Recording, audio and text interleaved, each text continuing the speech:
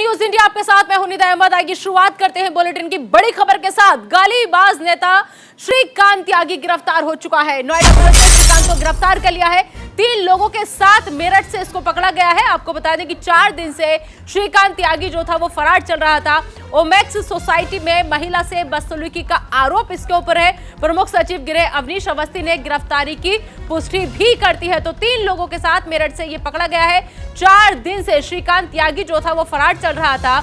हालांकि आपको बता दें कि ऐसे में सांसद महोदय साहब की भी बहुत किरकिरी हो रही थी, क्योंकि जब वो इस सोसाइटी में पहुंचे थे लोगों से उन्होंने 48 घंटे का प्रॉमिस किया था, आश्वासन दिया था 48 घंटे का। लेकिन जब 48 घंटे बीतने के बाद भी गिरफ्तारी नहीं हुई तो लगातार वहां की सरकार, लगातार वहां का पुलिस प्रशासन, हर कोई सवालों के घेरे में था।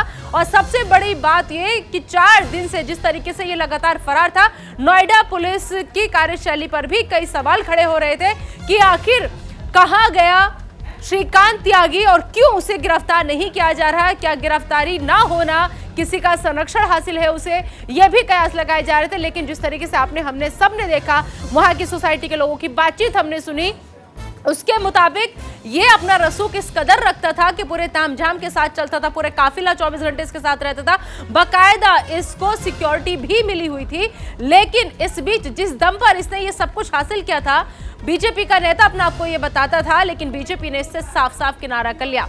इस खबर पर ज्यादा बातचीत के लिए आइए सीधा रुख करेंगे हमारे सहयोगी अमन शुक्ला का। अमन, गिरफ्तारी हो चुकी है, मेरठ से गिरफ्तारी बताया जा रहा है, श्रीकांत को गिरफ्तार कर लिया गया है। मेरठ से क्या लिंक निकला इसका, और बाकी 3 लोग और जो गिरफ्तार हुए हैं वो कौन है साथ में?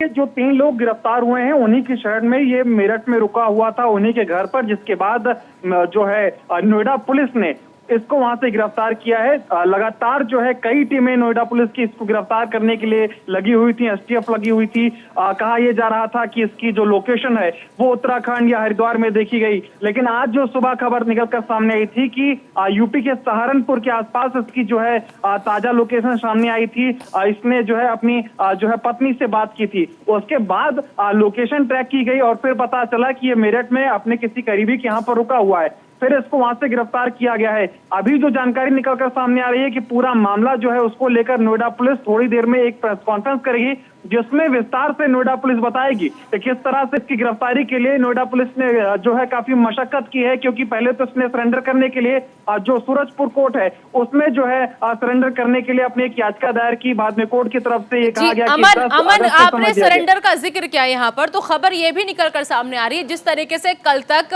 श्रीकांत त्यागी सरेंडर करने को आमादा था, सरेंडर करने को तैयार था, लेकिन आज खबर आती है कि पुलिस को बड़ी कामयाबी, पुलिस ने गिरफ्तार किया है। कहीं ना कहीं समझा जाए जिस तरीके से नोएडा पुलिस की किरकिरी हो रही थी इस पूरे मामले में, तो अगर सरेंडर करने की कोशिश भी होगी श्रीकांत त्यागी की तो इसे जबरन गिरफ्तारी भी बताया जा सकता है, ताकि अपने ऊपर कामयाबी का ठप्पा लगे और जो थूथू हो रही है, किरकिरी हो रही है, उससे बचा जा सके। बात है क्योंकि जैसे ही कल खबर निकलकर सामने आई कि वो सूरजपुर कोर्ट में सरेंडर कर सकता है, उसके तुरंत बाद कोर्ट के बाहर जो है हमने तस्वीरें देखी किस तरह से सुरक्षा व्यवस्था बढ़ा दी गई थी।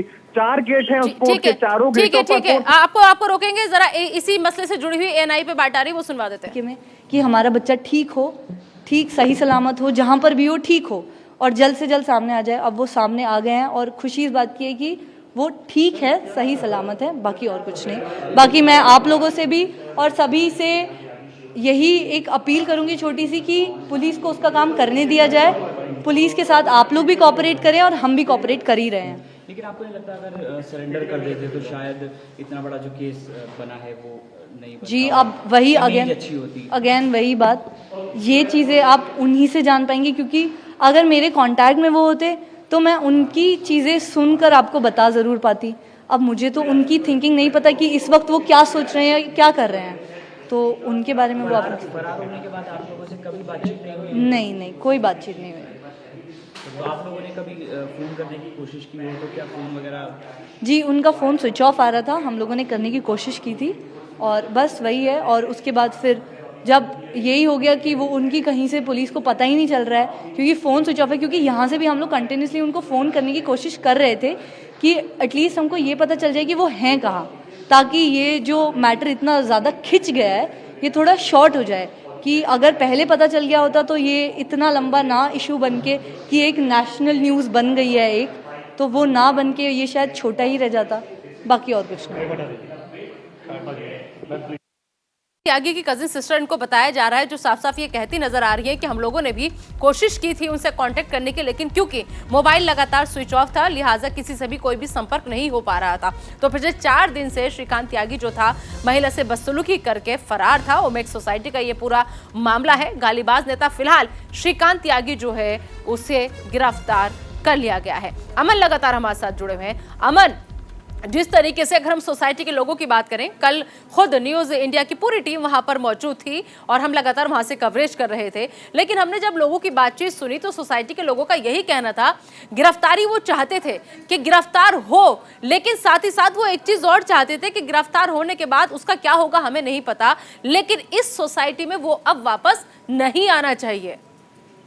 जी बिल्कुल, क्योंकि आपने कार्रवाई कर दी, आपने उसके अतिक्रमण पर बुलडोजर चला दिया, लेकिन जो व्यक्ति है जिस पे आरोप लग रहे हैं वो फरार है। और इसमें कहीं ना कहीं नोएडा पुलिस की बहुत फजीहत हुई, क्योंकि जिस तरह से बीजेपी के सांसद खुद गए थे, बीजेपी के विधायक गए, उसके बाद कहा गया कि 48 घंटों के अंदर हम उसको गिरफ्तार करके दिखाएंगे, लेकिन 100 घंटे बाद उसकी गिरफ्तारी होती है। तो जाहिर सी बात है कहीं ना कहीं नोएडा पुलिस या फिर उत्तर प्रदेश की पुलिस की जिस तरह से फजीहत हुई, उसी को कम करने के लिए लगातार जो है पुलिस की कई टीमें बनाई गई, फिर एसटीएफ गठित की गई, उसके बाद फिर छापेमारी लगातार कई जगहों पर इसको तलाशा गया और फिर ये मेरठ से गिरफ्तार किया गया है। और लगातार नोएडा पुलिस जो अपनी साख बचाने की कोशिश कर रही थी। फिलहाल नोएडा पुलिस को बड़ी उपलब्धि हाथ लगी है, क्योंकि 5 दिनों बाद इसको गिरफ्तार किया गया है और अब इसको लेकर जो नोएडा पुलिस के बड़े अधिकारी हैं वो प्रेस कॉन्फ्रेंस करेंगे और वो अपनी पूरी रणनीति बताएंगे कि किस तरह से उन्होंने इसकी लोकेशन ट्रैक की, पता लगाने की कोशिश की, उसके बाद इसको गिरफ्तार किया। क्योंकि अगर ये सरेंडर करता तो जाहिर सी बात है कि ये बाद में पुलिस के हाथ लगता, पहले पुलिस के हाथ नहीं आता। और नोएडा पुलिस की पूरी कोशिश थी कि वो सबसे पहले इसको पकड़े।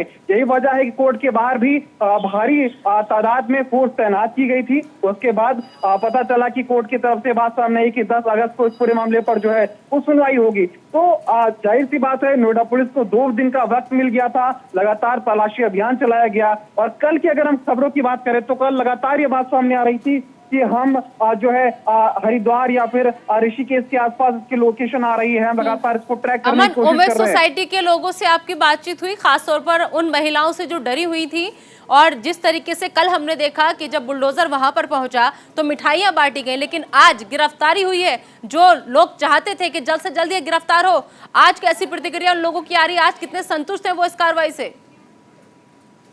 सोसाइटी के जो लोग हैं उनसे जो है अभी हमारी बात नहीं हो पाई है, लेकिन उम्मीद है जिस तरह से कल कार्रवाई हुई थी तो लोगों ने मिठाइयां बांटी थी, जो है तालियां बजाई गई थी, उन्होंने प्रशासन का धन्यवाद किया था, लेकिन मांग कर रहे थे गिरफ्तारी होनी चाहिए। गिरफ्तारी भी हो गई है। ऐसे में जाहिर सी बात है कहीं ना कहीं जो नोएडा उस सोसाइटी के जो लोग हैं कहीं ना कहीं उनमें खुशी की लहर होगी, उनमें इस बात की खुशी होगी कि देर से ही सही प्रशासन ने जो है त्यागी को गिरफ्तार कर लिया है। और कहीं ना कहीं जो परिवार को सुरक्षा दी गई उनमें भी एक खौफ रहा होगा कि कब क्या उनके साथ हो जाए। तो कुछ संतुष्टि और कुछ तसल्ली लोगों को मिली होगी कि अब जो है उसको गिरफ्तार कर लिया गया। हालांकि एक सवाल ये भी है कि जिस तरह से लोगों की मांग थी कि इसको गिरफ्तार किया जाए और दोबारा वो इस सोसाइटी में ना आए, इसको लेकर नोएडा पुलिस क्या कहती है ये जो है समझना होगा। बिल्कुल ठीक है, चलिए अमन, बहुत बहुत शुक्रिया इस तमाम जानकारी के लिए आपका। 4 दिन से फरार था श्रीकांत त्यागी, फिलहाल जिसको गिरफ्तार कर लिया गया है।